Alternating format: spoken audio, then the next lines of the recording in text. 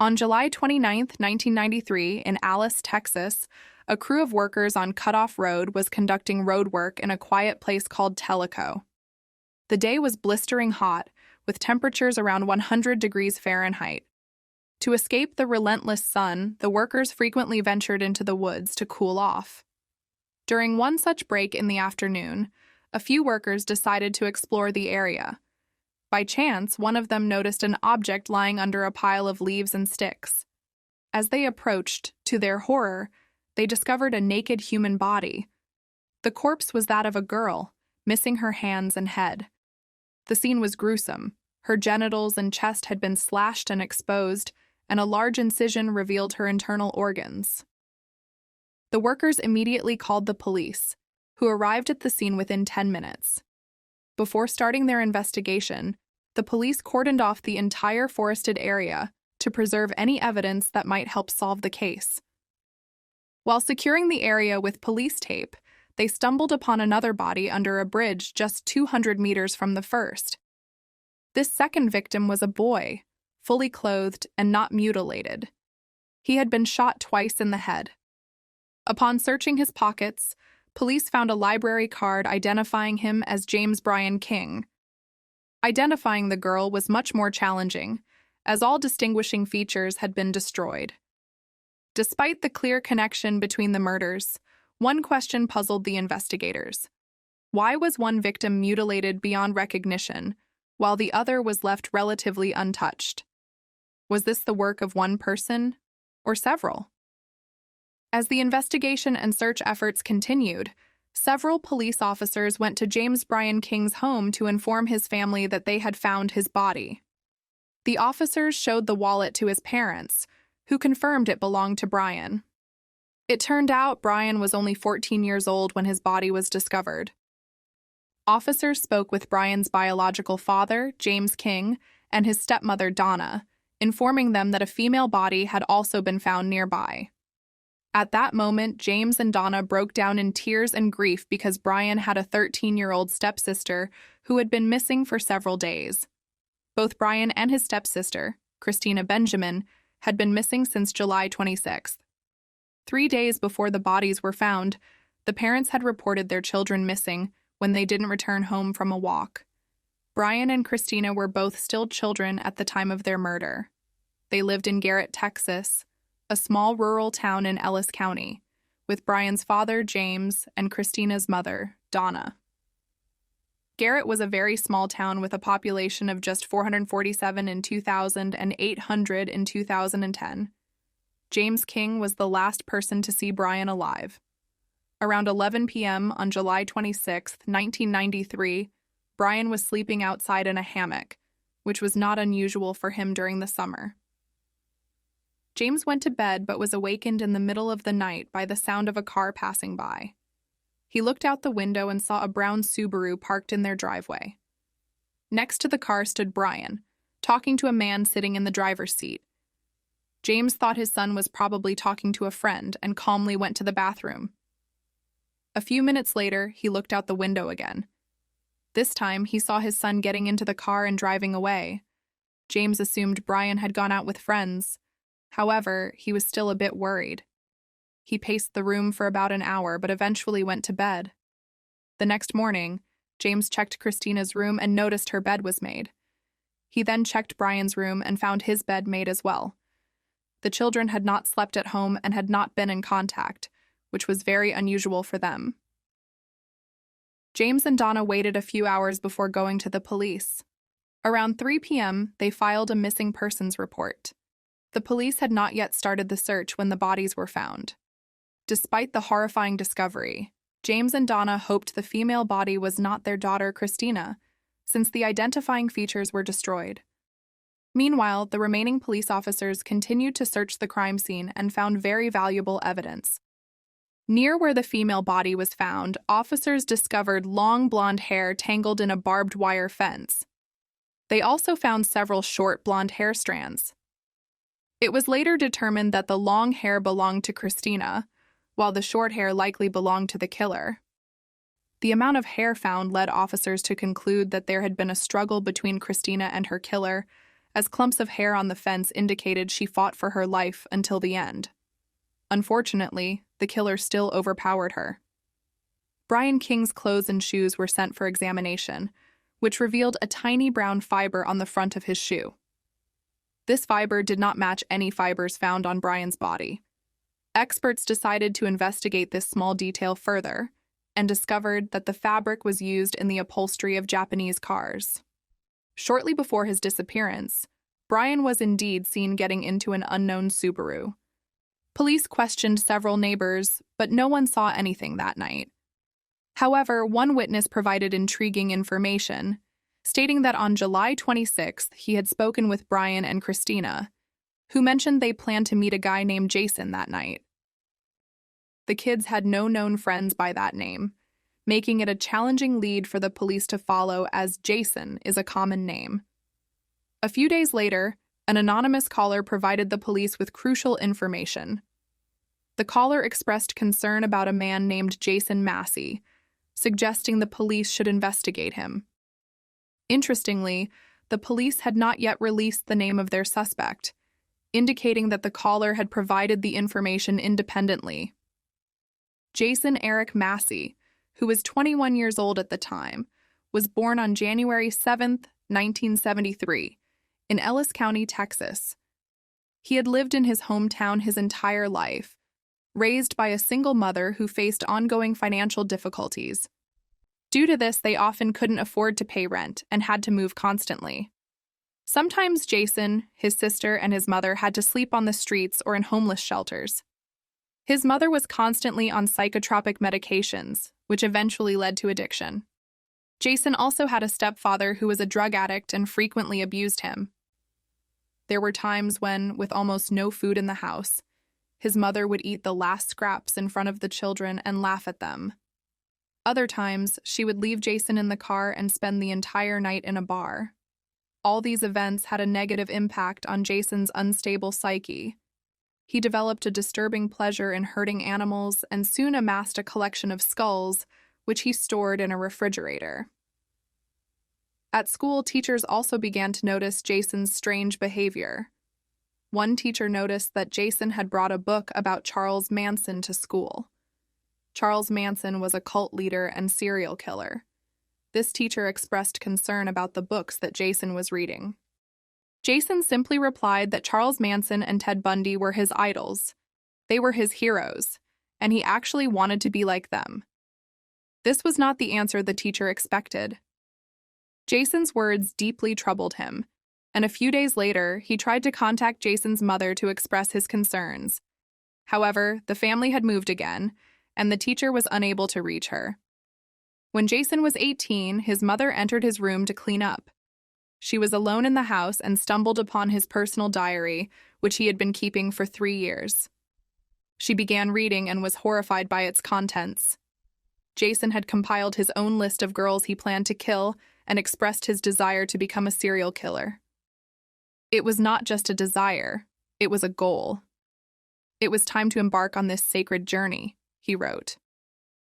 Jason apparently wanted to make history and leave his mark. His mother was understandably very concerned. She feared not only for her son's life, but also for the lives of those around him. She immediately sought help from a psychiatrist. A state psychiatrist named Kenneth DeCleva reported that he met Jason in 1991. During his examination, he diagnosed Jason with severe psychological disturbances and concluded that he posed a threat to society. It was decided to send Jason to a psychiatric clinic for treatment. However, he was only treated there for about a week because another local psychiatrist reevaluated him and concluded that Jason was healthy, so he was released. When the anonymous call came into the police station mentioning Jason Massey, the caller also noted that the young man had a reputation as a killer. While he had never killed people, it was known that from a young age he killed cats, dogs, and other pets. Sometimes he would kidnap neighbors' pets and kill them in the most brutal ways. The caller also mentioned that Jason often talked about killing young girls, joking about it and frequently bringing up the subject, which scared those around him.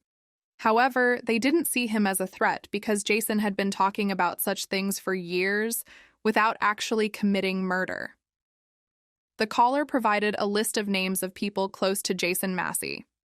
After the call, the police interviewed all of Jason's friends, and they confirmed the anonymous caller's statements. Jason indeed killed animals and joked about killing girls. They also mentioned that he kept the skulls of the animals he killed at home and was proud of his collection. Jason's friends revealed that he had recently mentioned Brian and Christina, with a particular interest in being alone with Christina. This information was enough for the police to go to Jason Massey's house and arrest him on suspicion of murder. They took him to the police station for questioning, where they showed him crime scene photos, including the decapitated and mutilated body of Christina.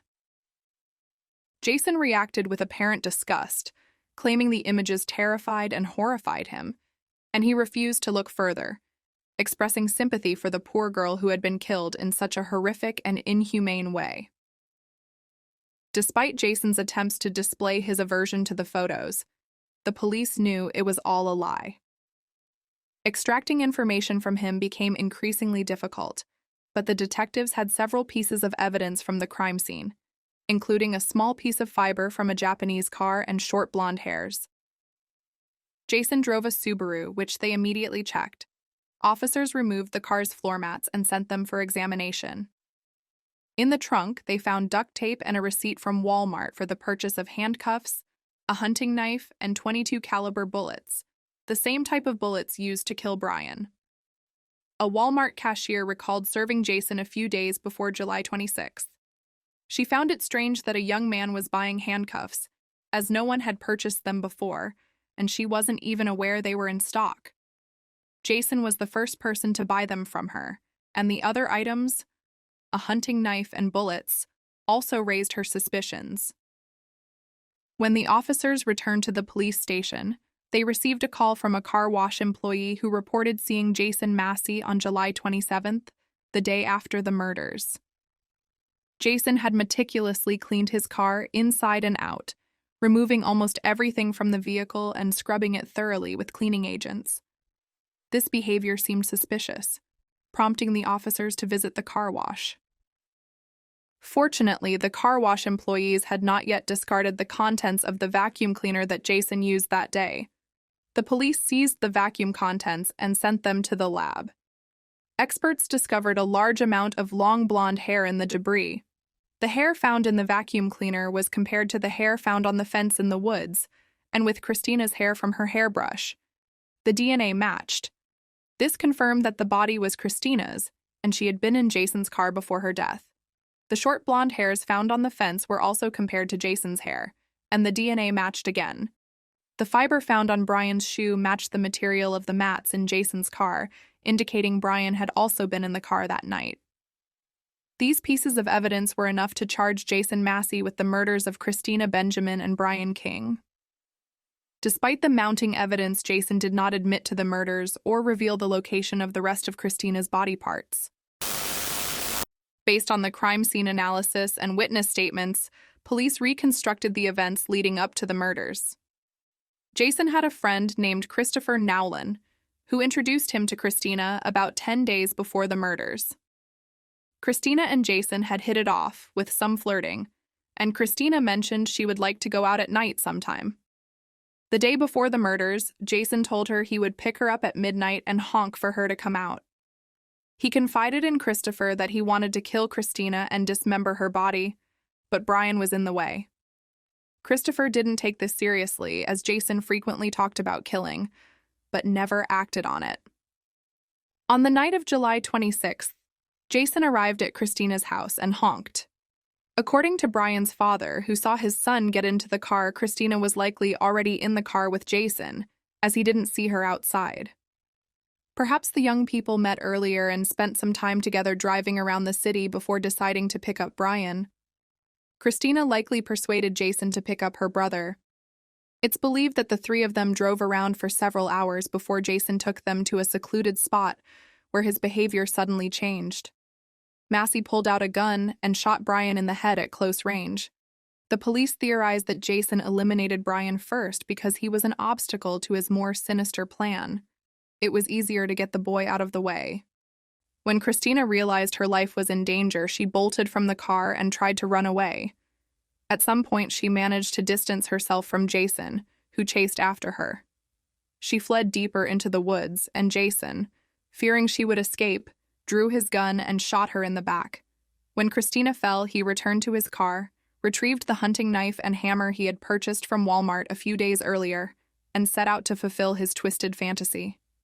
Jason cut off her hands, head, and nipples. He eviscerated her, then mutilated her genitals. It remains unclear whether Christina was sexually assaulted, as this could not be determined. What puzzled the police most was the lack of motive. Jason had no reason to kill Christina and Brian other than to realize his sick fantasies. It seemed he did it for pleasure. For years, he had not only spoken of his intentions, but had also tortured animals in similar ways. Some believe Jason intended to rape Christina, but not kill her. Unfortunately, the Walmart receipt, hammer, and gun suggested otherwise. At the trial, the attorneys presented a box of animal skulls that police had previously found in Jason's home. It contained about 31 animal skulls. The attorneys also presented Massey's journals, one of which he called the Book of Death, where he kept a record of the animals he had tortured.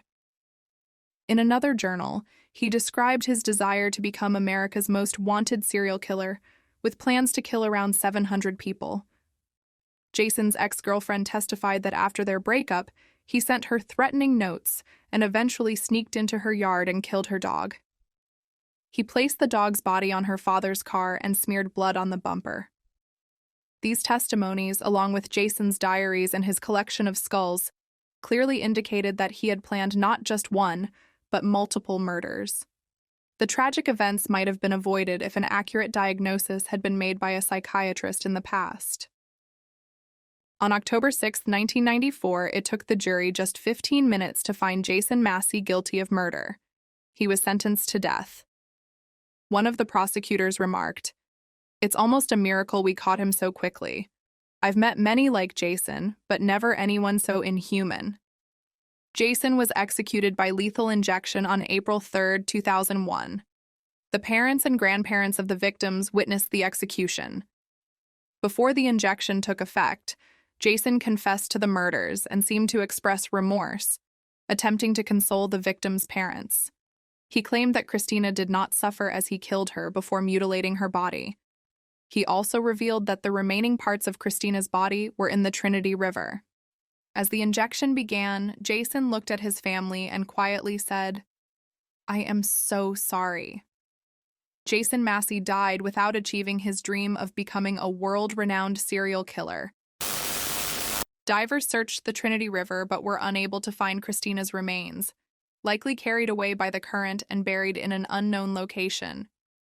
Please support me by subscribing to the channel and let me know in the comments what you think about monsters like James. On March 25, 2007, in Chiba Prefecture, Japan, 22-year-old British woman Lindsay Ann Hawker disappeared. After graduating from university in England, she moved to Japan to work as an English teacher at a language school. According to her roommate, Lindsay left home as usual, but did not return by late evening. Sensing something was wrong, the roommate reported her disappearance to the police.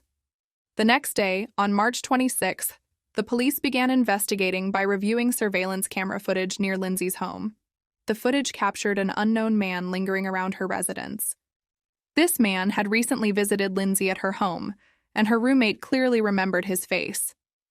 During a search of Lindsay's home, the police found a drawing of her face on the wall. Underneath the drawing was the name and phone number of the man who had previously visited her. Understanding that Lindsay, as a foreigner, did not have many acquaintances in Japan, the police immediately suspected that this man was connected to her disappearance. His name was Tatsuya Ichihashi. The investigation progressed rapidly. By tracking his name and phone number, the police discovered his address and headed to his home at 9:40 p.m. that same day. Ichihashi met the police with some apprehension. When questioned about Lindsay and the last time he saw her, he gave evasive answers. At one point, taking advantage of the police's distraction, he pushed them aside and fled the house barefoot. The police immediately pursued him, but unfortunately, They lost him. Nevertheless, his escape only reinforced their belief in his involvement in the crime. The police promptly searched Ichihashi's home. On the balcony, they found a suspicious bathtub filled with sand. Digging through the sand, they discovered a naked body, which turned out to be Lindsay Hawker. The police issued a nationwide manhunt for Tatsuya Ichihashi. Although they were confident they would quickly apprehend him, a long and bold pursuit ensued. After murdering a foreign woman and hiding her body in his bathtub, the perpetrator, Tatsuya Ichihashi, went on the run. What kind of person was he?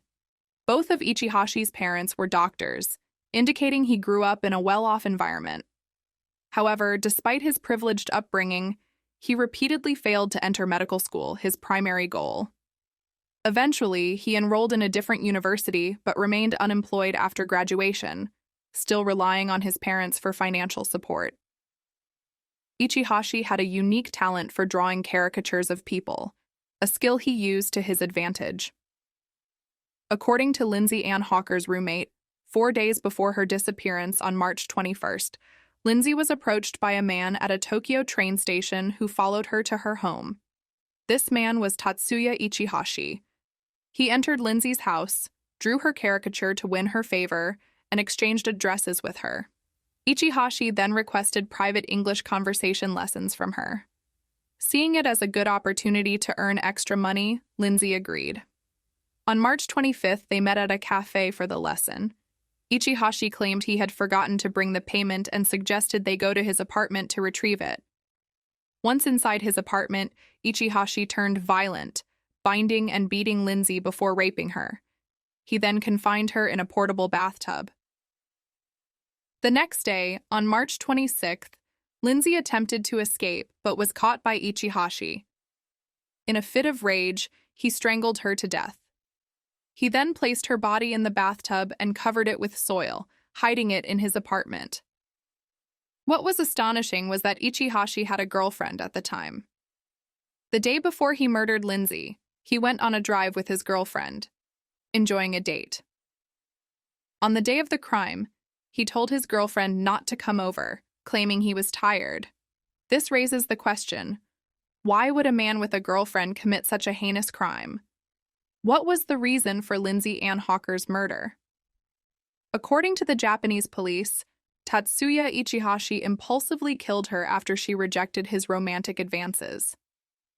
Despite being placed on a nationwide wanted list, Ichihashi evaded capture for an extended period. The Japanese media harshly criticized the police for their initial investigation failures. Meanwhile, Lindsay's family flew from the UK to Japan to assist in the search for Ichihashi. They distributed wanted posters in the subway and sold T-shirts with his face to keep the case in the public eye. In a desperate move, they even appeared on a Japanese TV show that approached the case using psychic methods. It was later revealed that, out of sheer desperation, Lindsay's family sought help from the Yakuza, pleading with them to find the killer of their daughter. As time passed, the reward for information leading to Ichihashi's arrest increased to a substantial amount. Despite widespread publicity and numerous posters, there were no substantial leads for over 2.5 years. The police speculated on Ichihashi's changing appearance, even releasing posters of him disguised as a woman, but with no progress. The British media joined in criticizing the Japanese police, with some suggesting that the investigation had stalled because the police assumed Ichihashi had committed suicide. Finally, on November 10, 2009, after 2 years and 8 months on the run, Tatsuya Ichihashi was apprehended. Reports indicated that he had survived by traveling across Japan from the northeast region to Okinawa in the south. His capture raised questions about how he managed to evade capture for so long and live undetected.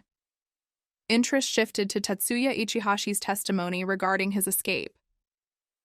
On the day the detectives came to his house, Ichihashi hurriedly fled, taking a nearby bicycle to the subway station. He reached the bustling area of Akihabara and headed straight to the disabled restroom at the medical hospital of the University of Tokyo, where he locked himself inside. What happened next was something beyond ordinary imagination. To avoid capture, Ichihashi believed he needed to change his appearance drastically. He performed a gruesome self-surgery, cutting and repositioning his nasal wings, stitching the cuts himself, removing moles with a knife, and reducing the size of his lower lip. With his altered face, he wandered across the country, living as a vagrant. Despite his efforts, seeing wanted posters with his face everywhere kept his anxiety high. Believing it was only a matter of time before he was caught, Ichihashi came up with another plan. He researched uninhabited islands across Japan and found a potential hideout: Ohara Island in Okinawa Prefecture. He moved there, attempting to survive alone. It was far from easy. He barely managed to fill his stomach by catching and eating fish and snakes. Eventually, he gave up and left the island. Ichihashi then worked at a construction site, staying at the company dormitory while saving money. During this time, he always wore a hat and maintained a low profile to avoid drawing attention. His escape was fraught with peril, but he managed to evade capture for over 2 years. While on the run, Tatsuya Ichihashi meticulously saved money, not just to meet his basic needs, but to continuously alter his appearance and avoid capture. He required funds for frequent cosmetic surgeries, which he obtained by working at construction sites and other jobs. Despite concerns that his identity might be exposed when undergoing surgery, Japan's strict privacy laws meant that patients could undergo cosmetic procedures without significant scrutiny, which Ichihashi exploited by using various aliases.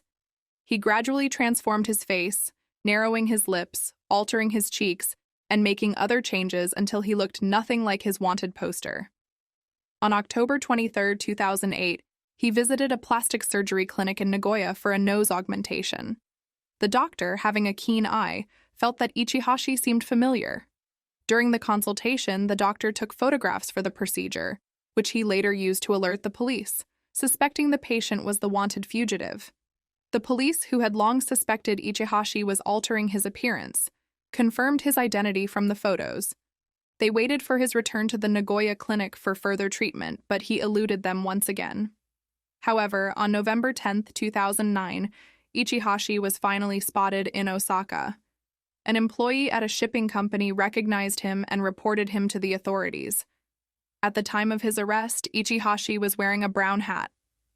While Tatsuya Ichihashi waited in the ferry terminal to board a ferry to Okinawa, wearing a hat pulled down low and sunglasses, he was dramatically apprehended by the police. The media erupted with coverage of his arrest, revealing that he had committed the crime and then evaded capture by traveling through Osaka, Nagoya, and Fukuoka, undergoing multiple plastic surgeries along the way. This was a shocking revelation. Ichihashi's parents held a press conference at their home, expressing that their son's capture was the first step towards atonement. They thanked the authorities and apologized deeply to Lindsay Ann Hawker's family. The Hawkers believed Ichihashi deserved the death penalty, but in Japan, the death penalty is typically reserved for serial killers, and first-time offenders rarely receive it. Consequently, Ichihashi was sentenced to life imprisonment. Unexpectedly, Ichihashi's altered appearance, captured in arrest photos, attracted a bizarre fan following. Women created fan clubs, circulated his photos, and even made stickers featuring his image. This phenomenon drew widespread condemnation in Japan, yet searching his name online still brings up terms like handsome and good-looking. In prison, Ichihashi wrote a detailed account of his life on the run, which he published as a book. The book sold well in Japan, earning over 100 million yen. Ichihashi claimed he would donate the proceeds to Lindsay's family or to charity, but given the timing of the book's release during his trial, many saw this as a ploy for sympathy. Lindsay Ann Hawker's family expressed disgust, stating that Ichihashi was profiting from the murder of their daughter.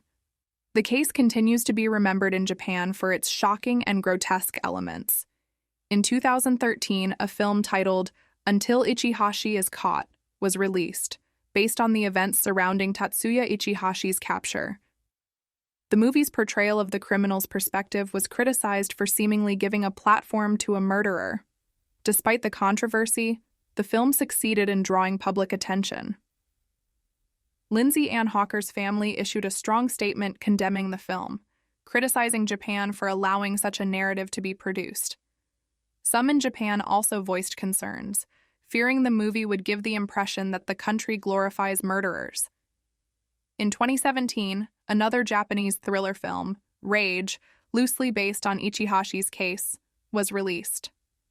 The story revolves around a man living alone on a deserted island and the suspicion that he might be a wanted criminal, echoing the real-life events of Ichihashi's evasion and capture.